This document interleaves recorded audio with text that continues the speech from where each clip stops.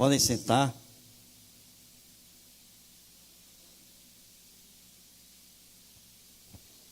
Abram suas Bíblias em Lucas capítulo de número 4.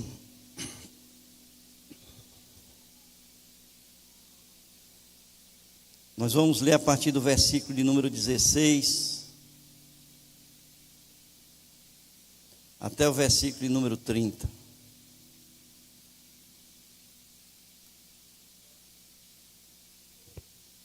Lucas 4, de 16 a 30.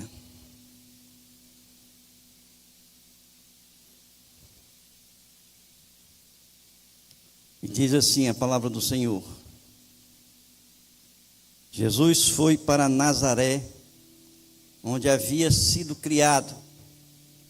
Num sábado entrou na sinagoga, segundo o seu costume, e levantou-se para ler. Então lhe deram o livro do profeta Isaías, e abrindo o livro, achou o lugar onde está escrito: O Espírito do Senhor está sobre mim, porque Ele me ungiu para evangelizar os pobres, enviou-me para proclamar libertação aos cativos e restauração da vista aos cegos, para pôr em liberdade os oprimidos e proclamar o ano aceitável do Senhor. Tendo fechado o livro, Jesus o devolveu aos assistentes e sentou-se. Todos na sinagoga tinham os olhos fixos nele. Então Jesus começou a dizer: Hoje se cumpriu a escritura que vocês acabam de ouvir. Todos davam testemunho dele e se maravilhavam das palavras cheias de graça que lhe saíam dos lábios. E perguntavam: Não é este o filho de José? Então Jesus disse: Sem dúvida, vocês citarão para mim o provérbio: Médico, cura-te a si mesmo. Dirão: Tudo o que ouvimos que você fez em Cafarnaum, faça-o também aqui na sua terra. E Jesus prosseguiu: De fato, afirmo a vocês que nenhum profeta é bem recebido na sua própria terra. Na verdade, lhes digo que havia muitas viúvas em Israel no tempo de Elias, quando o céu se fechou por 3 anos e 6 meses, reinando grande fome em toda a terra. E Elias não foi enviado a nenhuma delas, a não ser a uma viúva de Sarepta de Sidom. Havia também muitos leprosos em Israel nos dias do profeta Eliseu, e nenhum deles foi purificado, a não ser Naamã, o sírio. Todos na sinagoga, ouvindo estas coisas, se encheram de ira, e levantando-se, expulsaram Jesus da cidade e o levaram até o alto do monte, sobre o qual a cidade estava edificada, para que de lá pudessem atirá-lo abaixo. Jesus, porém, passando pelo meio deles, foi embora. Amém, queridos? Muito bem, gente. Esse é um marco no ministério de Jesus. É aquele momento em que Jesus está na Galileia, né? Diz aqui no relato de Lucas que ele tinha saído ali da tentação do deserto e ele inicia a sua missão ali na Galileia. Ele retorna para a Galileia, sai do deserto e volta e vai para a Galileia. E ali na Galileia ele inicia o seu ministério, começa a pregar, a falar, a ensinar ali na Galileia. E ele então, naquele momento em que ele está na Galileia, ele vai a Nazaré. Nazaré é a cidade onde ele foi criado, né? Ele chegou de volta ali, ele foi criado em Nazaré. Não era a cidade que ele morava, porque ele adotou Cafarnaum como a cidade base para o seu ministério. Ele se mudou de Nazaré para Cafarnaum e ali fez a base do seu ministério. Dali ele saía para as missões de evangelismo, de pregação do evangelho. Mas ele volta a Nazaré. Por que é um marco? Porque foi ali onde ele foi criado. Ali onde todo mundo o conhecia. Vocês terem uma ideia, irmãos, Nazaré era uma vila pequena. É como aquelas vilas ou aquelas cidades pequenas, quando a gente mora. São casas conjugadas, umas do lado da outra, umas em cima das outras. Então, era tão pequeno que é um local onde todo mundo se conhecia. Ali não se podia dar um grito numa casa que todo mundo ouvia. Então era uma cidade onde Jesus era bem conhecido. Era importante para ele chegar em Nazaré e ali ele ministrar a palavra de Deus. E ele chega então ali em Nazaré já com a sua fama, porque ele já tinha percorrido várias cidades da Galileia. E diz Lucas aqui no capítulo 4, os 2 versículos que antecedem o versículo de número 16 que nós lemos, diz Lucas que Jesus, no poder do Espírito, ele voltou para a Galileia e a sua fama correu por toda aquela região.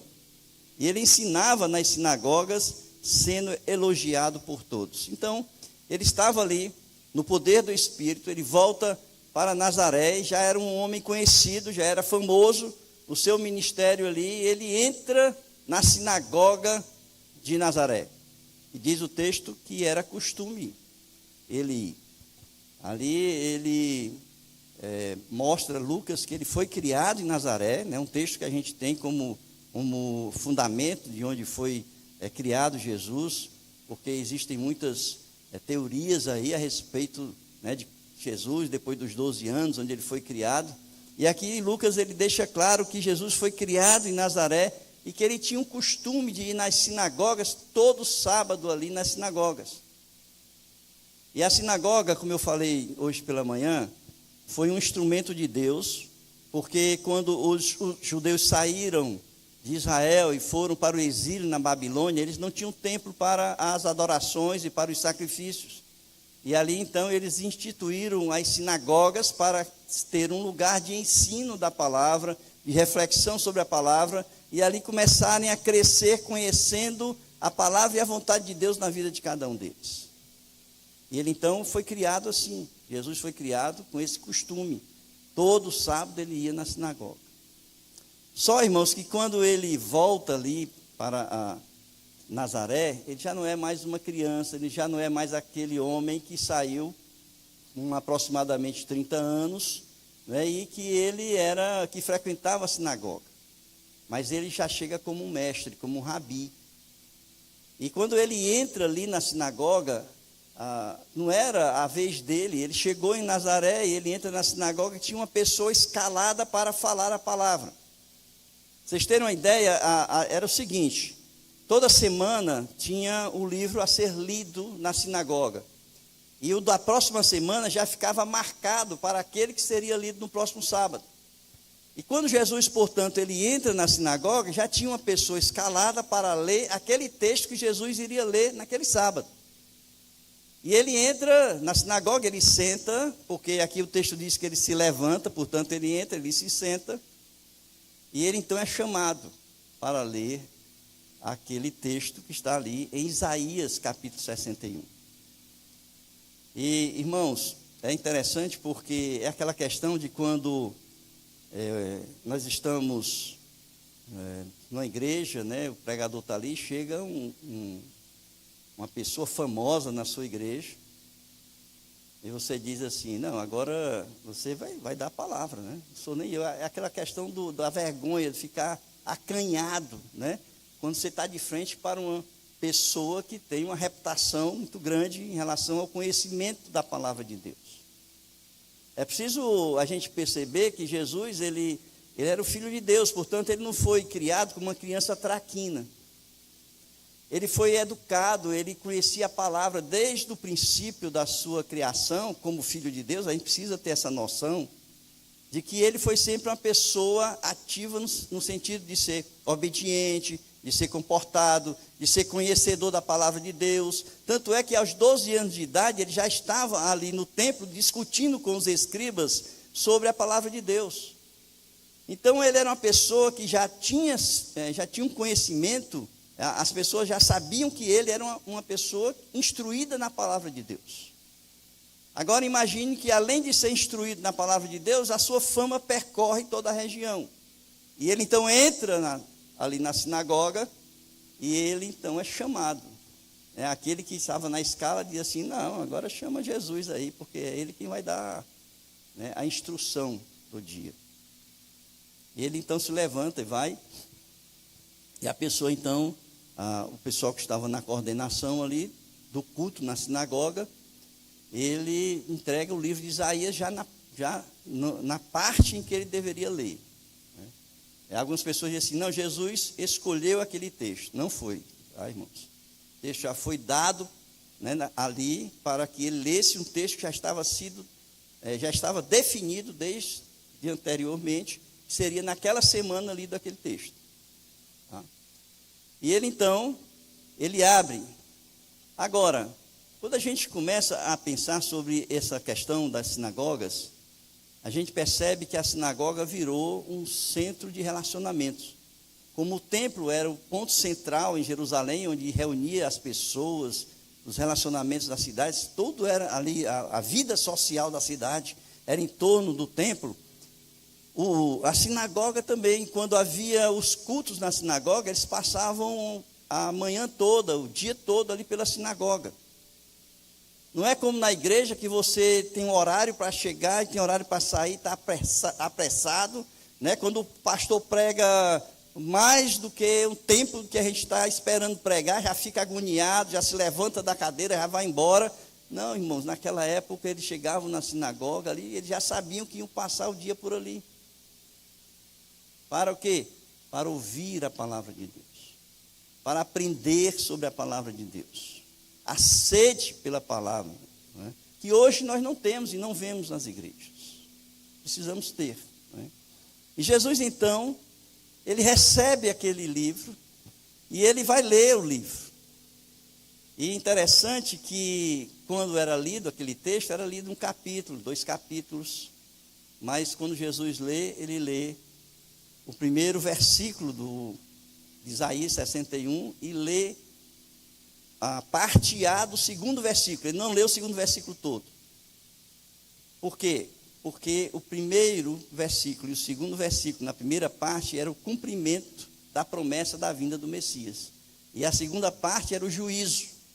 O juízo, quer dizer, a segunda vinda de Jesus ainda não tinha se cumprido. Ia se cumprir quando ele voltasse pela segunda vez. Então ele lê o primeiro versículo, ele lê metade do versículo 2, aí ele senta. Ele senta. E ali, quando ele senta, ele diz assim, diz o texto aqui, que se cumpriu, né?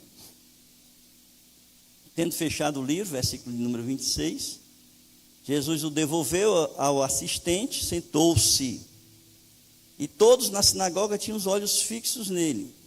Então Jesus começou a dizer: hoje se cumpriu a escritura que vocês acabam de ouvir. Todo mundo ficou olhando para ele. Só que Jesus não parou aqui. Às vezes a gente pensa assim, não, Jesus falou isso e ficou calado. Não. Ele falou isso e começou a discorrer sobre o assunto. O texto diz que as pessoas, todos davam testemunha dele e se maravilhavam das palavras dele, cheio de graça. Então ele falou aquilo e ele começa então a explicar o texto. E dizer o porquê. Por que ali se cumpriu a escritura. Só que, irmãos, eu vou dizer uma coisa para vocês. Sempre tem aquela pessoa que atrapalha. Às vezes a reunião está tão boa, né? Às vezes a reunião está tão agradável, né? Às vezes você está gostando, está ali atento, né? Àquela coisa que está se falando, e de repente alguém coloca o rabo do bicho no meio, né? Alguém fala uma coisa que estraga a reunião. E olha que alguém ali, naquele momento, todo mundo maravilhado com as palavras de Jesus, e alguém se levanta e diz assim: não é esse o filho de José? No meio da história, Jesus explicando tudo, todo mundo gostando do que ele estava falando, e alguém se levanta e estraga a reunião. É como se dissesse assim, né? Eu sei o que tu fez no verão passado. Irmãos, é difícil se pregar para pessoas com quem a gente conviveu, não é? Principalmente quando a gente vem, né, de uma história que nós não éramos crentes, por exemplo. É aquela história de dizer assim, né, que a gente só olha para o passado do outro. A gente nunca olha para o presente e para o futuro, né? A gente só olha para o passado. Eu sei quem tu és, eu sei quem tu foi, e a gente não é capaz de olhar para quem você é atualmente. A transformação, o crente, depois que ele é alcançado por Jesus, que ele é restaurado por Jesus, ele é refeito por Jesus, ele está ali, mas a pessoa que foi criada com ele ali, às vezes desde criança, né, correram junto, brincaram junto, jogaram bola junto, mas quando você olha para a pessoa, diz: crente, esse aí, conheço teu passado, sei quem tu é. Eu imagino assim, as pessoas olhavam para Jesus e diziam assim: eu sei que tu é filho de José, carpinteiro. Na verdade, a profissão dele não é carpinteiro, é construtor. Tá? A tradução é carpinteiro, porque é a melhor tradução, mas a palavra no grego é construtor. Né? Ele construía casas com o pai, aprendeu com o pai. Então, ele não é o filho de José, é o carpinteiro. Né? É dizer assim: como é que eu vou chamar o filho de José, essa pessoa que cresceu comigo, de mestre? Como é que eu vou chamar de rabi? Não é? Eu chamar de cara, está tudo bem aí? Né? É outra situação. E ele então está ali pregando, as pessoas maravilhadas, e alguém olha assim para ele: joguei bola com esse camarada aí. Não é o filho de José? Acabou a reunião. Acabou a reunião. Né? Sempre tem alguém, né, para colocar, né, a mão ali para destruir, para desfazer tudo aquilo que está sendo construído na obra do Senhor. E eles então o que é que fazem? Eles pegam, expulsam Jesus da cidade, né, e querem matar Jesus. Mas quando Jesus sente aquela pergunta, né, quando ele vê aquela pessoa diz assim: tu não és o filho de José, ele conta uma história.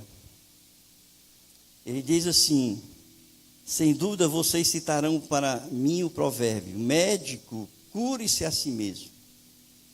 É como se ele dissesse assim: olha, vocês agora vão querer que eu prove, né, que eu sou o Messias, né, que eu sou o Filho de Deus. E aí como é que ele faz? Ele disseram assim: olha, faz aquilo que tu fizeste em Cafarnaum, vem e faz aqui também. Prova que tu é o Messias aqui, em Nazaré. Não é? Esse ditado, esse provérbio que Jesus está dizendo aqui, é exatamente aquilo. Quando ele olhou para as pessoas, ele entendeu o clima e a situação de que ali estava havendo uma ausência de fé nas pessoas. Eu fico olhando, meus irmãos, muitas vezes, o que está faltando à igreja. Eu vou falar isso no sábado, no encontro do Pentalaço. Eu vou mostrar a visão de uma igreja pós-moderna, e essa é a minha visão da igreja de hoje. Talvez nós nunca tivéssemos tanto acesso à palavra de Deus. Talvez nós não tivéssemos tanto acesso à explicação e explanação da palavra de Deus. Talvez o conhecimento da palavra nas igrejas seja muito maior do que antigamente, porque ela está disponível em todos os níveis. Mas eu entendo que o que está faltando na igreja hoje é a fé. Porque o que empodera uma igreja, irmãos, não é só o conhecimento da palavra, porque até o diabo conhece. O que dá poder à igreja é a fé, é o que empodera a igreja. A gente pode conhecer toda a palavra de Deus, a gente pode até falar, pregar, ensinar a palavra de Deus, mas o que nos falta é essa visão da fé. E a fé é um dom de Deus, é derramada sobre nós pela graça. Quando nós podemos enxergar a pessoa de Jesus e dizer assim: eis aí o Filho de Deus. Por que que ele veio para os seus e os seus não receberam? Porque não o reconheceram como Filho de Deus. O que falta à igreja não é estar aqui aos domingos. O que falta à igreja muitas vezes não é participar da escola bíblica. O que falta à igreja é acreditar realmente que nós somos discípulos de Jesus, que nós olhamos para Jesus realmente como Filho de Deus, Senhor da nossa vida. Não há poder na igreja se ela não se curva e não se humilha diante da igreja, diante do Senhor Jesus. Enquanto a igreja não estiver aos pés da cruz, irmãos, vocês podem ter certeza que não há poder na igreja. Igreja, para que ela possa manifestar o poder do Espírito, ela precisa estar cheia dele. Só há como estar cheio dele, quando a nossa fé ela é tremenda. Andar do jeito que nós andamos, segundo os nossos conceitos, segundo as nossas vontades, segundo aquilo que nós pensamos, o que é certo e errado, não é andar debaixo da vontade de Deus, debaixo da palavra do Senhor. Nós precisamos ser um pouco diferente do que aquelas pessoas ali em Nazaré. Nós precisamos olhar para o Senhor e olhar e dizer assim: eu me curvo diante do Senhor, porque Tu és o Senhor da minha vida. E não há como a gente dizer que Jesus é Senhor se não houver obediência. Não há como dizer que Ele é Senhor se a gente não se curvar diante daquilo que Ele quer que a gente seja e da forma como é que a gente ande. É o que faltou ali em Nazaré. O que faltou em Nazaré era olhar para Jesus e identificar como uma pessoa. Uma pessoa que cresceu comigo, que andou comigo. Uma pessoa. Talvez um mestre. Um rabi. Mas não como filho de Deus. Ali Jesus está dizendo o seguinte: que haviam muitas viúvas no tempo de Elias, quando o céu se fechou por 3 anos e meio, e ele então foi enviado apenas a uma viúva, e essa viúva não era judia, ela era fenícia. E sabe por que mandou para lá? Porque os judeus não tinham fé. Mas a fé veio daquela mulher que só tinha um pouquinho de óleo na sua botija, um pouquinho de farinha para fazer o pão. E deu porque acreditou na palavra do Senhor. Se fosse para uma outra viúva, talvez em Israel ela não tivesse dado o que ela tinha. E ele diz assim: no tempo de Eliseu tinha muito leproso. Muita gente morrendo de lepra naquela época, porque a lepra não tinha cura. Mas somente um foi curado. Por quê? Não era judeu. Era um sírio. Porque foi o único que teve fé. O poder da igreja, irmãos, está na fé. Se nós não olharmos Jesus como devemos olhar, nós nunca teremos aquilo que muitas vezes nós desejamos ter. E falta fé. E fé não é pensamento positivo. Fé não é dizer que isso vai acontecer assim, ou que tem que acontecer da outra forma, ou que Deus vai me dar isso ou aquilo. A fé é quando nós olhamos, reconhecemos que Jesus é o Filho de Deus, mas nós acreditamos nas promessas de Deus. A definição em Hebreus capítulo 11, versículo 1, ali está dito que as pessoas devem acreditar naquilo que vai acontecer, nas promessas de Deus. Não é acreditar que eu estou doente e vou ficar bom. Não é acreditar que estou desempregado e Deus vai me dar um emprego, porque Ele vai fazer isso. É consequência da nossa fé. Mas é acreditar que Deus poderoso, na pessoa de Jesus Cristo, nos justificou dos pecados, nos deu a vida eterna e que um dia nós estaremos com Ele. Essas são promessas.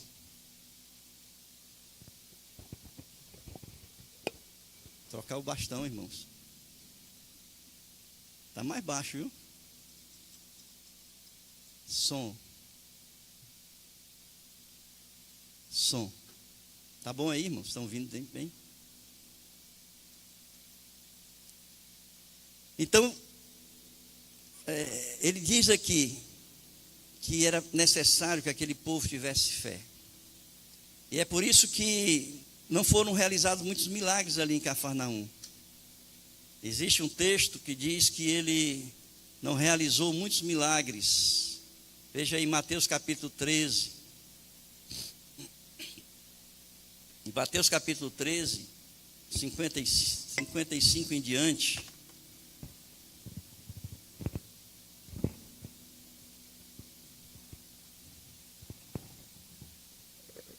De novo? Negócio bom, rapaz. É aquela corrida de trocar bastão, né? Mateus capítulo 3, versículo 55 diz assim: não é este o filho do carpinteiro? A mesma história na outra versão. A sua mãe não se chama Maria, os seus irmãos não são Tiago, José, Simão e Judas? Todas as suas irmãs não vivem entre nós? Então de onde lhe vem tudo isso? E escandalizavam-se por causa dele. Jesus, porém, lhes disse: nenhum profeta é desprezado a não ser na sua terra e na sua casa. E diz assim: e não fez ali muitos milagres por causa da incredulidade deles. A fé é quem empodera a igreja. Não há como ser uma igreja com poder do Senhor, se não houver fé, irmãos. Se não houver fé. E aí então, Jesus ele vai dizer qual é a sua missão. E é interessante quando a gente olha para esse texto, a gente percebe a trindade desde o Antigo Testamento, não é, irmãos? Ali em Isaías capítulo 61, já se falava na trindade. Essa palavra trindade não existe na Bíblia, mas ela existe nas suas aparições, né, dos três e nas proclamações dos profetas e dos discípulos de Jesus. Porque aqui no versículo número 18 diz assim: o Espírito do Senhor está sobre mim. Eis aí a trindade. Lá em Isaías 61 está escrito isso: o Espírito, o Senhor e Jesus Cristo. Eis aí a trindade. O trabalho da salvação é um trabalho realizado pela trindade. Percebam que Lucas diz que Jesus estava cheio do poder do Espírito. Deus é aquele que estava orientando Jesus em todas as coisas. Ele diz que nada do que ele falou e do que ele fez, tudo que ele falou e fez foi porque porque o Senhor, o Pai, havia dito o que fazer e havia dito o que falar.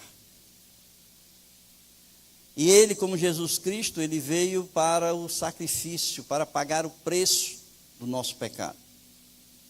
Para que nós fôssemos justificados, era preciso que alguém pagasse a sentença, e Jesus Cristo pagou por nós o preço do nosso pecado.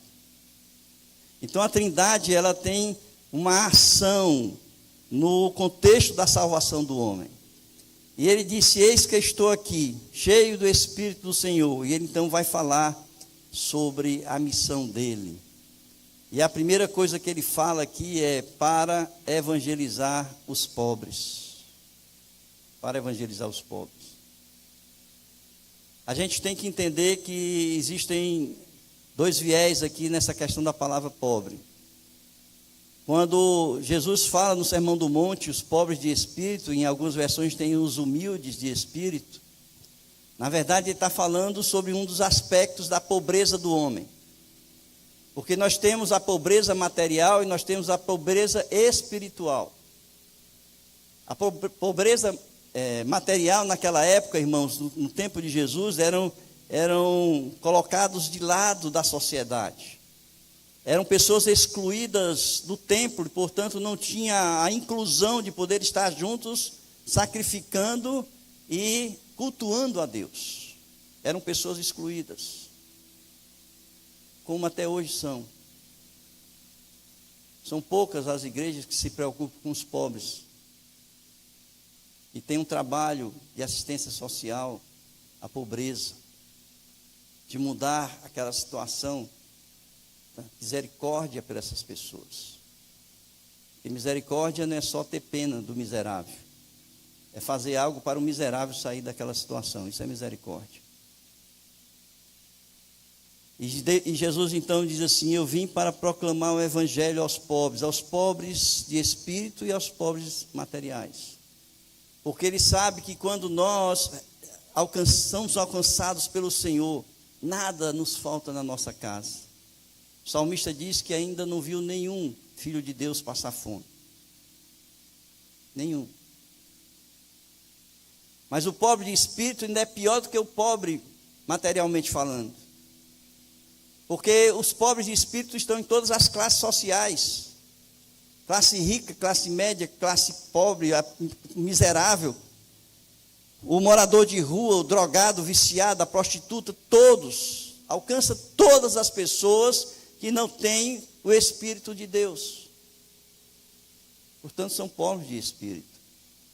Que precisam ouvir o Evangelho, que precisam conhecer a verdade, para que sejam mudados a sua vida.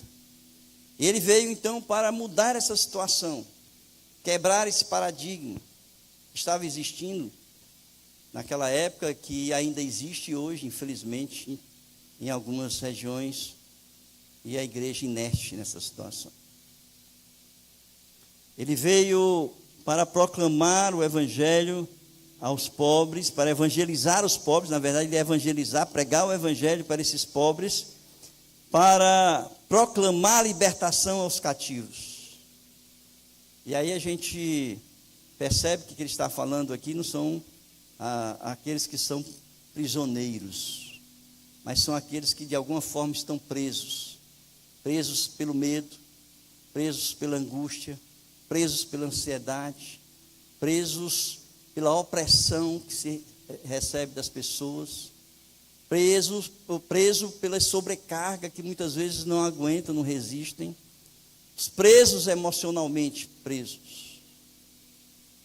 O Senhor veio para libertar os presos, os que estão em prisão emocional, espiritual, material. O Senhor veio para libertar essas pessoas. Por isso é que ele disse: vinde a mim todos que estáis cansados e oprimidos, e eu vos aliviarei, diz o Senhor. Então nós precisamos fazer aquilo, porque o Senhor veio para mostrar um ministério que a igreja deveria estar fazendo. Ele veio evangelizar os pobres de espírito, os pobres em todas as situações. Ele veio proclamar libertação aos cativos. Ele veio restaurar a vista aos cegos, aqueles que não conseguem enxergar a verdade. Tem uma escama que impede a visão do caminho verdadeiro do reino, de como chegar ao céu. E as pessoas falam que todos os caminhos levam a Deus, mas só existe um caminho, irmãos, e esse caminho se chama Jesus Cristo. Ele é o único caminho, ele é a verdade e a vida que nos conduz a Deus, o Pai. Não é? Então ele veio para que as pessoas começassem a enxergar a verdade, para serem libertos, porque a verdade nos liberta. E ele veio pôr em liberdade os oprimidos e proclamar o ano aceitável do Senhor. E ele para aqui. O ano aceitável do Senhor é o ano da graça, é o período da graça. Nós estamos nesse período da graça. O período da graça é por meio de Jesus Cristo, a graça que é derramada sobre as pessoas, e por meio dessa graça a gente seja alcançados pela fé em Jesus Cristo. É por isso que o apóstolo Paulo escreve: pela graça sois salvos mediante a fé, não é dom de vós, é dom de Deus, não pelas obras, para que ninguém se glorie. Graça, esse é o tempo da graça. E se nós perdermos esse tempo, nós nunca mais vamos ter oportunidade de podermos sermos salvos. Por isso é que é o ano aceitável do Senhor. E quando ele voltar, ele parou aqui exatamente por isso. Porque quando ele voltar, não teremos mais essa oportunidade. Queridos, esse texto aqui é um texto que marca o ministério de Jesus. É o texto em que ele vai à presença daqueles que o conheceram desde criança, ele vai dizer: eu sou Cristo, eu sou o ungido de Deus, eu sou o Salvador. E ele vai ali mostrar para a humanidade de que, se não houver fé, não há como o Senhor derramar da sua graça, das suas bênçãos e da salvação. Por isso é que nós, como igreja, precisamos caminhar crendo que Jesus é o Filho de Deus e nas promessas que o Senhor colocou para nós, através da sua palavra. Sem fé é impossível agradar a Deus. Amém, queridos? Curvem suas cabeças.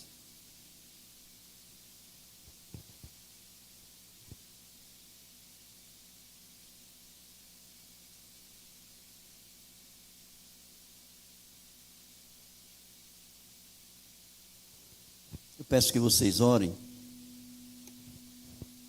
Eu não sei como é que anda a vida de vocês.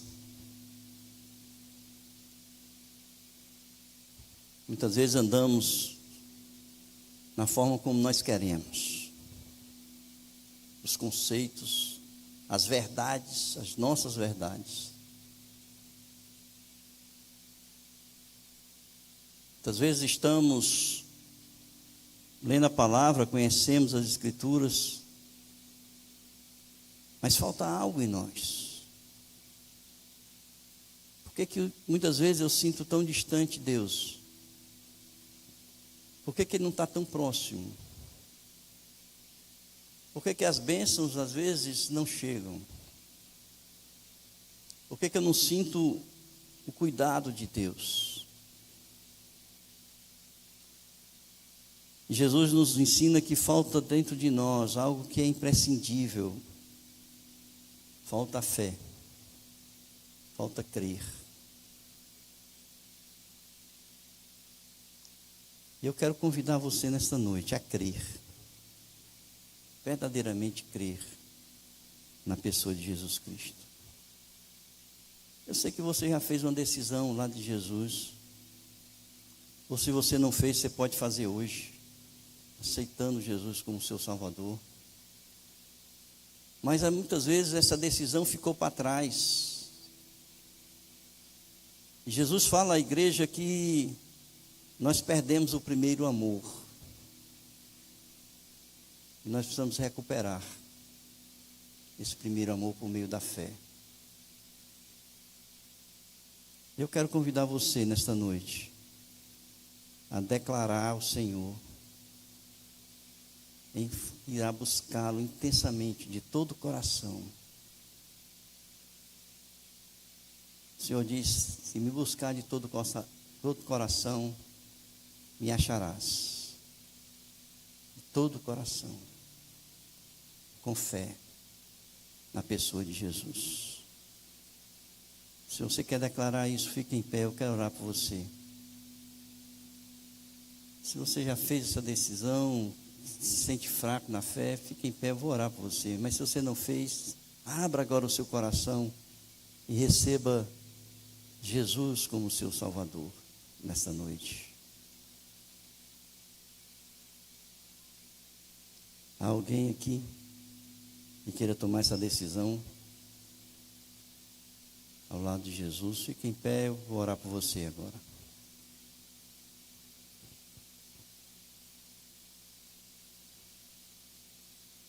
Deus abençoe. Deus abençoe. Deus abençoe. Deus abençoe. Mais alguém?